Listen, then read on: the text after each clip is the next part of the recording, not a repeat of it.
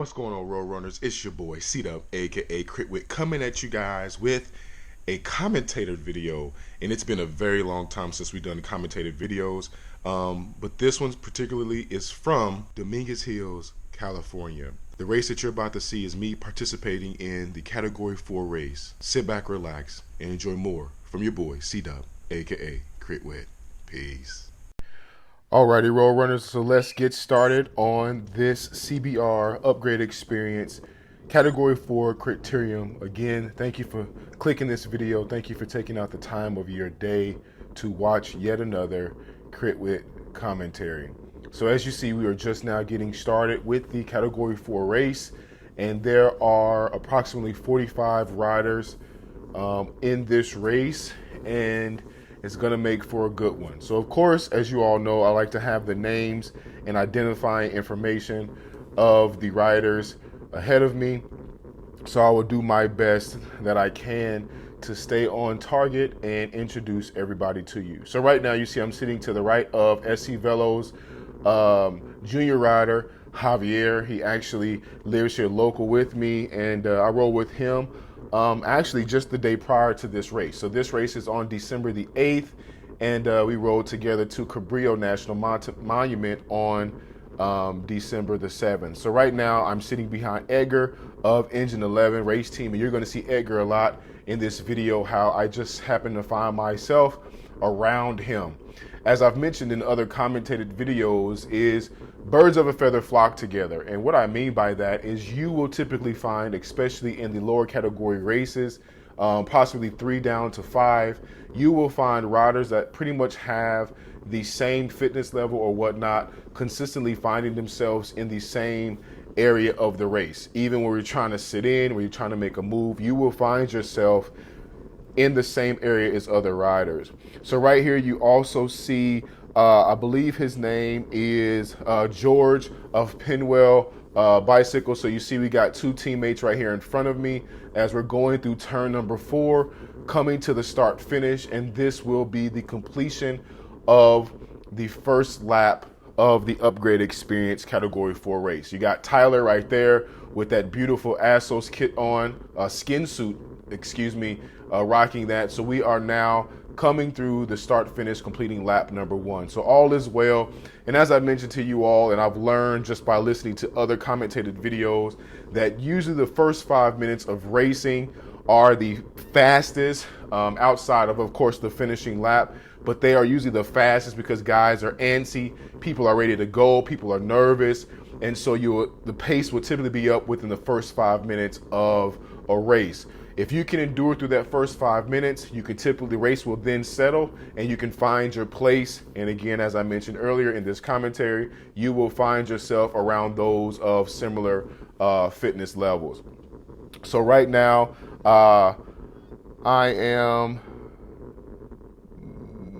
we're coming through turn number 2. And again, I'm sitting on a Pinwell Bicycles teammate right here. I believe he's also a junior. There's 2 guys on the same team here. I'm coming up next to Alex, just now passing Alex right there in the Velo Sport kit, coming up on Sirius the Cycling kit, which is, I want to say that's Elicio.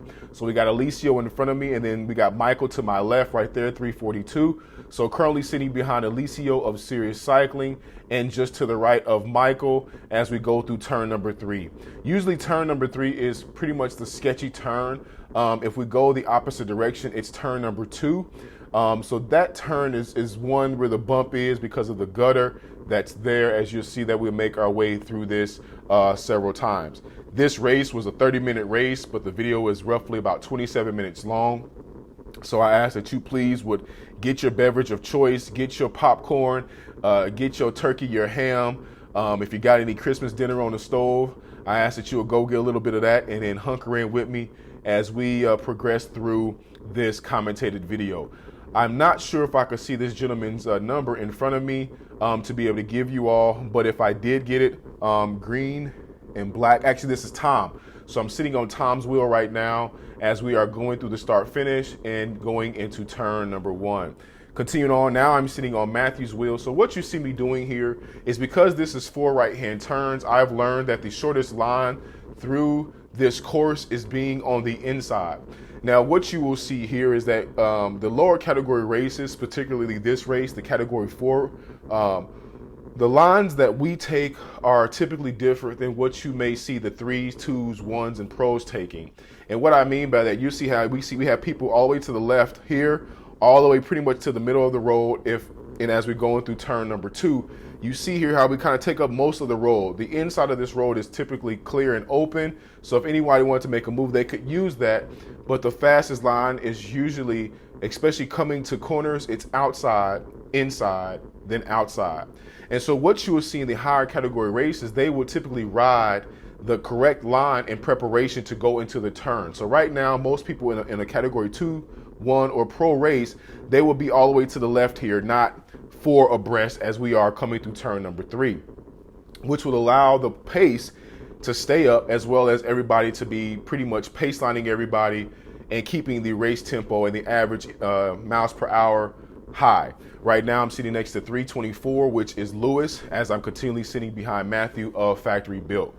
So as you see here in the category 4 race, we have 4 abreast at times, 2 abreast, 1, we're at a pace line sometimes, but we're not always taking the fastest line. So like you saw, we just went through turn number 4 there, and we're nowhere near the outside. We're actually coming right up the middle of the road where the asphalt kisses in the middle of the road. We're in the middle of the road, and now we're making our way to the left side, which would be the fastest line if we did outside, inside, outside. And if we ride here near the gutter or close to the curb here, that will put us on the outside. And as we come through turn number 1, cut in to go inside right here, and then push it all the way back out to the gutter right here in this area. If we did that, and if you watching this actually race, if you are able to do that, that would give you the fastest line through every turn on any course. Again, they teach us that in the beginner rider or beginner racer program here at California Bicycle Racing, BRP program. They teach us that utilizing outside, inside, outside. But typically what happens is we all think, I guess you could say in human nature, is to think the shortest line from corner to corner is keeping it tight. That is true, but when you're carrying momentum, that's not true.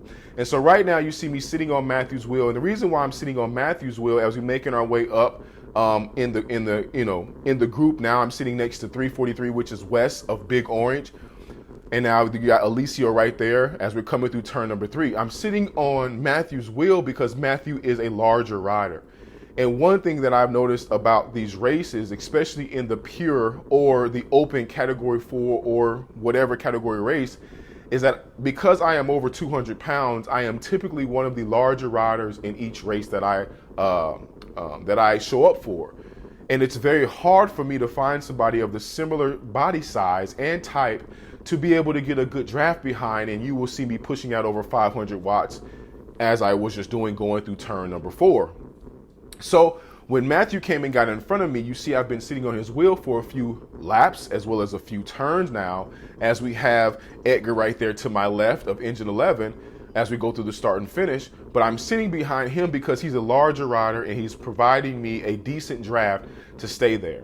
Now you may be asking, why did I just let Edgar come in front of me? Because Edgar's a smaller rider and Matthew is a larger one.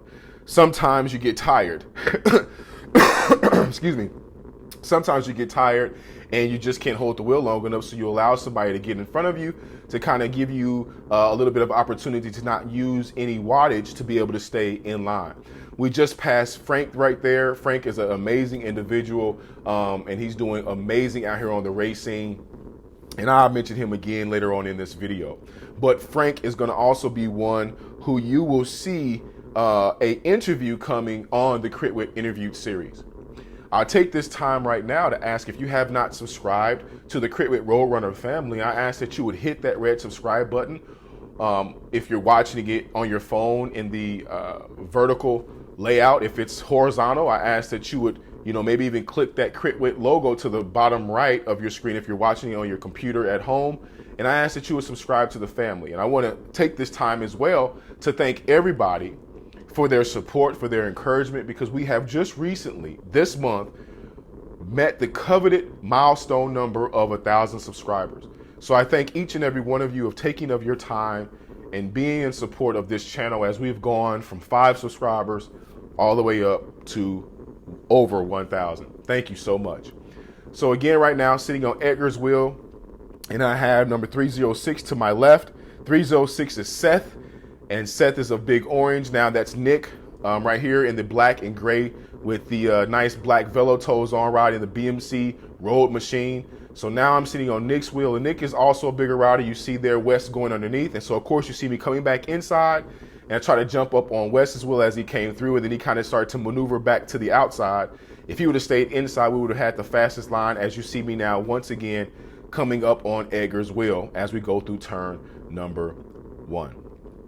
Currently right here, I am passing, I believe that's I think that's Brandon. I'm not sure if that was Brandon or not, of Factory Built. But as you see here, we're gapped. So I have a gap. So of course these gaps and these surges in the lower category races, they kill me.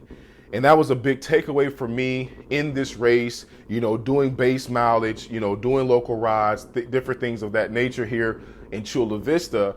The one thing that I was really enlightened on and reminded about getting back on the race scene again was the surging that happens, and my legs were not conditioned for that, especially because I haven't done any races in a few months. Again, right here in the black kid in front of me, that's Frank, and this is the gentleman that I was mentioning to you earlier, who will be one of the upcoming interviews on Critwit Interview. So right there again, sitting next to 342, that's Michael. And so I just want to say something now. There were actually, and I'm not saying this to hype up my race awareness or anything of that nature, but in this race, there were 3 individuals that I was looking out for. The first individual was Nick. Nick was the one which is passing right here, number 313. I saw Nick, and the reason, I'll tell you in a little bit why these individuals stuck out to me. So the first individual was Nick, number 313, who's just to my left right now, and you got, and then the second individual, and right now I'm sitting on Brandon Sanchez, a big orange as well. But the 3 individuals, to keep it straight and to the point, the 3 individuals are Nick, whom I'm behind right now. The second individual was Michael of Serious Cycling. And the third individual was, I want to say Michael, who has the green and burgundy kit on. So 2 Michaels and a Nick. The reason why these 3 individuals stuck out to me was because of their efforts at the front of the race. These individuals was off the front, and they were doing a lot of work at the beginning of the race and at the lead of the race. And I picked up on that in my efforts at times to get to the front of the race and just seeing what's going on in my race awareness. For Mike with Serious Cycling, the reason why he stuck out to me was because of just the how smooth his legs were operating while he was pedaling at the times I was behind him. And when I get on Mike's wheel, I will let you guys know so that you can see how smooth his pedal stroke was.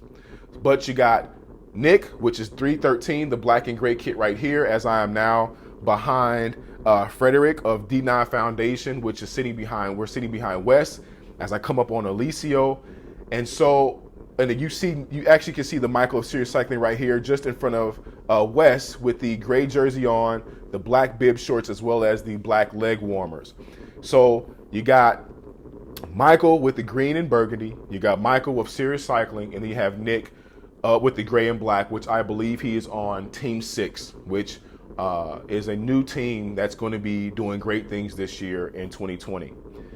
So I saw those individuals, and I remember being around those individuals, and I knew that those individuals would do great things in this race. And a part of me was like, be around those guys if you can. Do the best you can to be around those guys. And also take a moment right here. You see KHS Elevate.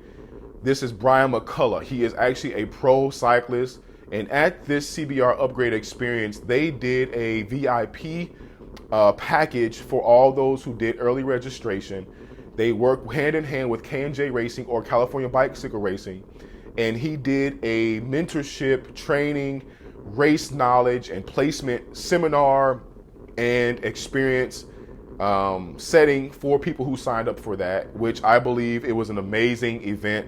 And if you look at my full vlogger video of the CBR Upgrade Experience, you will see just a very, very small portion of that and the people who were there in attendance. You also see me sitting behind Brian because it's like, if I can sit behind Brian, Brian knows where to be, where to go, because Brian McCullough is a Belgian waffle ride, winner. He's a very strong rider. Him and his wife both race. They have a baby boy who they're getting, they're grooming him to become a up and coming bicycle rider, racer. And so I knew that if I could sit around Brian McCullough, that I would be in a good position. So of course you see Brian McCullough there, you see Frankie. Here we go with Michael with the green and burgundy. You got Nick right there. And so you see Nick's kind of out there in front. He's moving up as I'm trying to stay drafting, finding a body that I can stay behind. And so we got people moving up and making moves, and I'm always consistently looking for a wheel to be on because I am a larger rider, and that wind resistance and drag that I produce and that I experience hinders me. As a larger rider, I've learned that I don't have the snap and the quick acceleration as most smaller riders. I have the power, but I don't have the snap. And because I'm a larger rider, that weight that I carry hinders me from having that snap. Right now, as we come through turn number 4, you see I am sitting next to Big Orange, sitting next to Brian McCullough, and I believe right here on my right-hand side, we have Leo Buckdye of Union Sport. If he comes up, that's not Leo. But, so we have some different Cat 1s, 2s, and pros in this race, helping people that were doing the VIP package, telling them where to be and just coaching them in the actual race. And of course, these people that are coaching, they're also racers, so they know what to look for and they know how to do these jobs as well as stay safe. So right now I'm sitting behind Frederick, as I'm also now sitting behind Brandon of Factory Built. So you see there's Seth moving up on the outside. You see right there, I believe that's Octavio 339.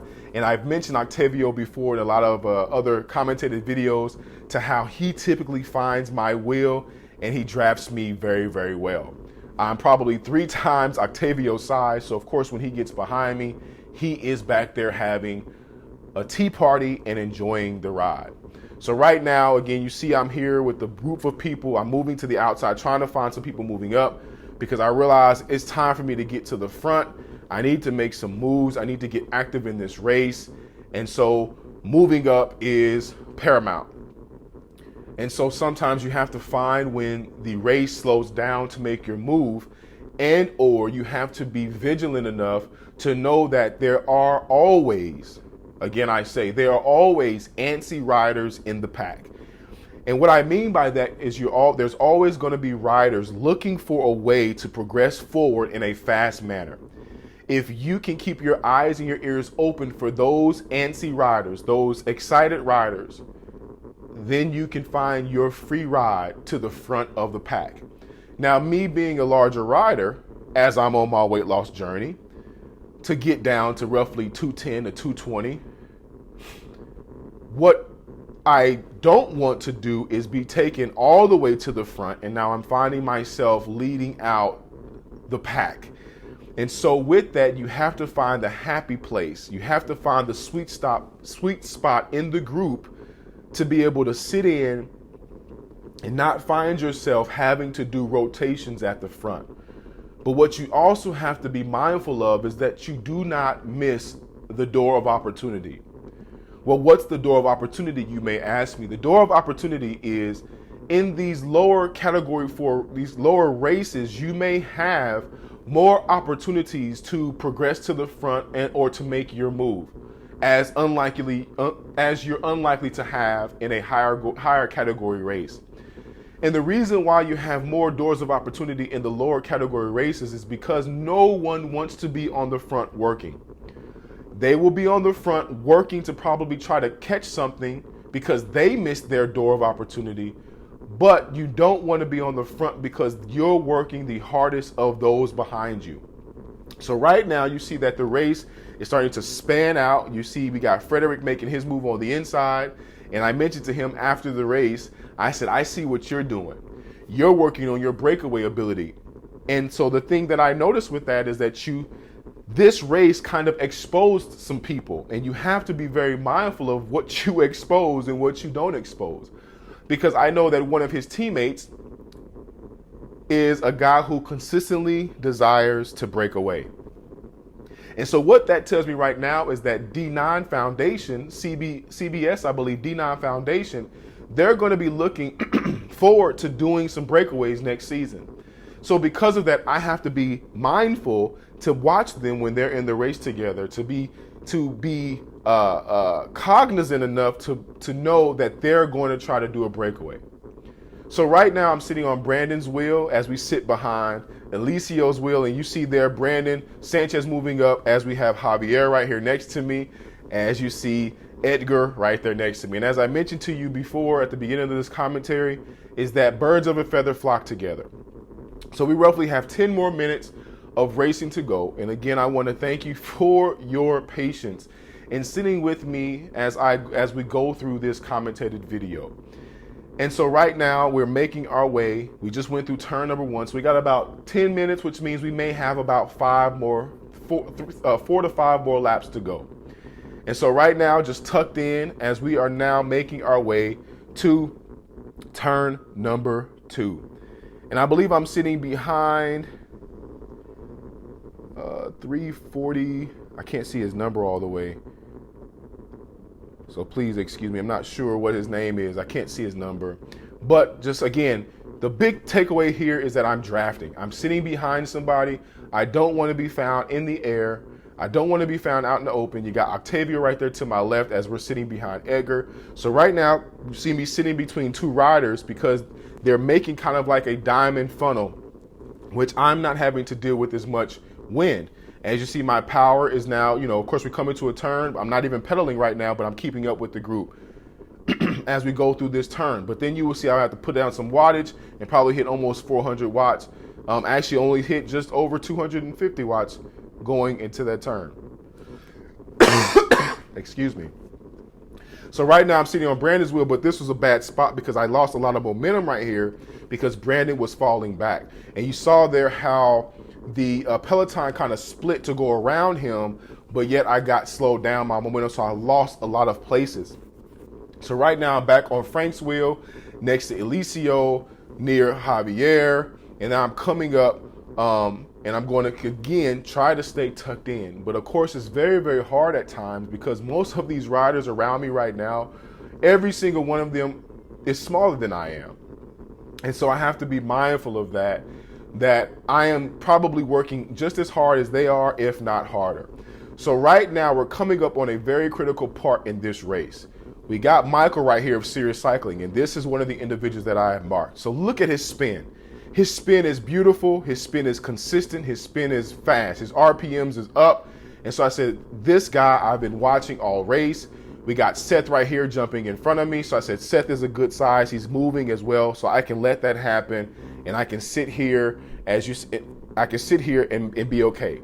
I'm 2 wheels behind Michael, but right now I'm drafting behind Seth and everything is all right. You see we're going just over 30 miles an hour. You see my heart rate is really, really good. I'm at 167, 168 beats per minute, and everything is good. With roughly about 3 to 4 laps to go, everything is okay. I'm okay. I'm in good position. Again, what you don't know and what you may not feel watching this commentated video is that my legs hurt.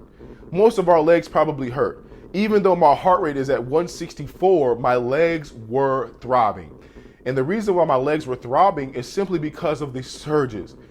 And how do you combat the surging? 1, of course, doing intervals. 2, climbing, keeping that pressure on the legs throughout the duration of a climb. Right here was a little sketchy as well because I had to go around the rider because now I'm like, it's time to move up. It's time to get up close to the front. So again, I jump back on Seth's wheel as we come up on Matthew.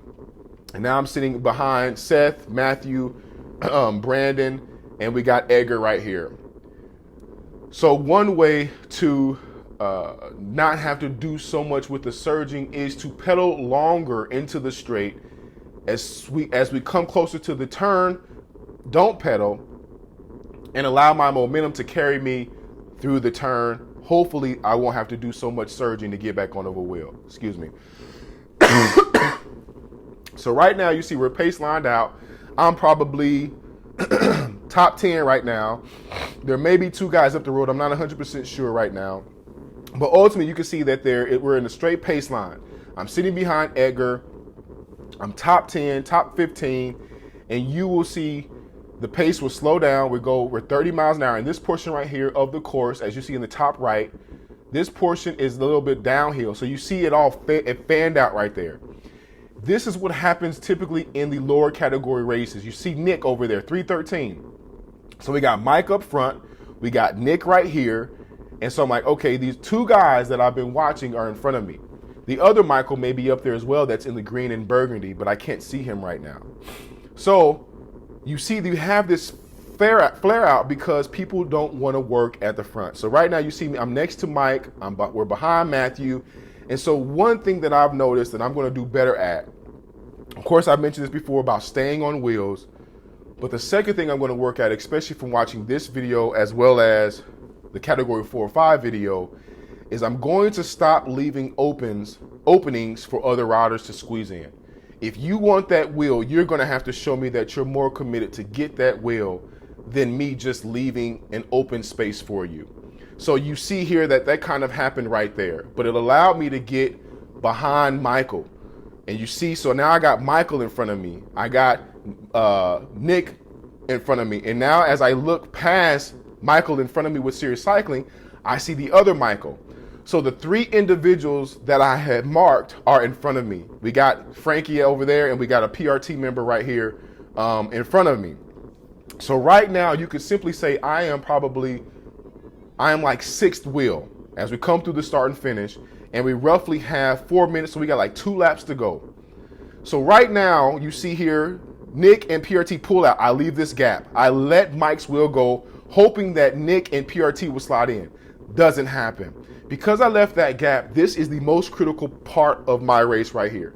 Now I'm in front, I'm chasing over wheel, my heart rate's up a little bit, I will lose momentum because I'm hoping that Nick and the PRT guy will come in front of me, and what does that do? That allows both Mikes to be able to pull off the front, and you got Frank right here, or if Frank, he's actually falling back. You see he's not pedaling that hard. So what that's doing is now you got both Mikes off the front, where just a few seconds ago we were all together. But the gap happened in front of me when Nick and PRT made their move to the left. So I'm feeling like right now I'm in a good spot, but we've lost connectivity to the front 2 guys. Even though you may see Nick, which is in the black and gray to the left, with PRT on his wheel, as what happened when they had pulled out 2 turns ago, but I'm sitting behind Matthew. Again, I found myself behind Matthew because Matthew is a larger rider. Again, I'm in good position. The original 2 people that were off the front were just now passing them over here to the far right. So the green jersey and the white jersey, we just passed the 2 guys that was originally up front. Now we're all chasing the 2 Mikes. Mike with Serious Cycling, and then the Mike with the burgundy and green kit on. So right now we're all together again. We've gone through turn number 4, and I believe this is the final lap. We got roughly 2 minutes and 13 seconds left, and I believe this is the final lap. So you see here we're putting out a little bit of wattage. We got Javier making a move. He's out in the wind. I'm trying to stay drafting, so I figure if I can get on Nick's wheel, I'll be okay. But again, I did not fully commit to that wheel, and I'm looking for people to come in and slide in front of me. We got Brandon, we got Alex right here in front of me. We got Frank to my right. We got people, we got Octavio. Everybody's pushing down wattage to move up because they know that this is the last lap. We got Brandon Sanchez right here, a big orange. So right there was my second error. I let a lot of people pass me rather than staying committed to a wheel, applying the needed wattage and being where I needed to be. But the beautiful thing is, being the bigger rider, I am bigger than most of the guys in the race. So now I am able to let my weight give me momentum to come up. At the same time, I find Matthew's wheel again. So now I jump on Matthew's wheel, and I'm really committed to having Matthew's wheel. As you see, we're making our way to turn number 3. I got Javier to my right. I got Brandon Sanchez, to my left. I got Brandon Sanchez to my left. I got Lewis up there in front of me at number 324, and we are making our way to the finish line. I'm on the inside, I'm on a big wheel, so I'm happy. I'm in good position right here. Good position right here. Only thing is maybe move up a little bit more and be maybe like third wheel right now. But when situations like this, you have to be very, very careful because people don't want to do the work. So right here, we just came underneath. That was a good wheel to jump on, but you see he stops pedaling right there. He should have kept pedaling. I go underneath Matthew. Now I had a good line. I went through the last turn top 10, but I didn't have any legs. As you see, I'm putting out over 600 watts and I get passed by everybody. I sit up, my wattage drops, my power drops, my cadence drops. I just didn't have any power, ladies and gentlemen. I got 27th of 45, and that made for a rough day. Thank you, ladies and gentlemen, for watching this video. Please comment, like, and subscribe. On to the next one with your boy, C-Dub, aka Crit Whit. Peace.